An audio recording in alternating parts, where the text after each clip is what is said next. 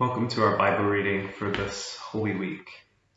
Our reading today is from John chapter 13, and it's verses 21 to 32.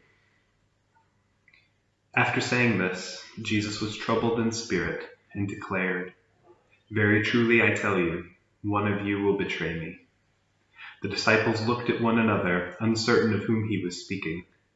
One of his disciples, the one whom Jesus loved, was reclining next to him. Simon Peter, therefore, motioned to him to ask Jesus of whom he was speaking. So while reclining next to Jesus, he asked him, "Lord, who is it?" Jesus answered, "It is the one to whom I give this piece of bread when I have dipped it in the dish." So when he had dipped the piece of bread, he gave it to Judas, son of Simon Iscariot. After he received the piece of bread, Satan entered into him. Jesus said to him, "Do quickly what you are going to do." Now, no one at the table knew why Jesus had said this to him. Some thought that because Judas had the common purse, Jesus was telling him, "But what we need for the festival? Buy what we need for the festival," or that he should give something to the poor. So after receiving a piece of bread, he immediately went out, and it was night.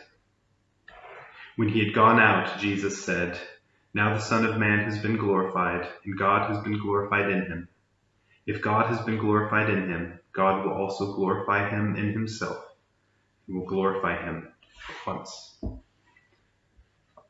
So my questions for this evening's Bible reading are, have you ever felt betrayed?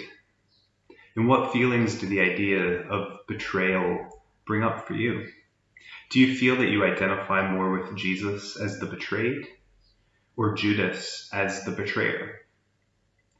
And then my last question, which I think is really important for this time, is how is Judas's betrayal replayed in our lives?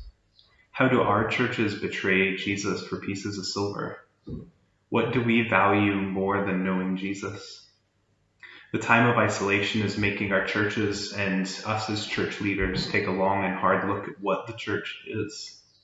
And it's a very apt question for us all. So as we get nearer to the cross throughout Holy Week, let us ponder these questions. Amen.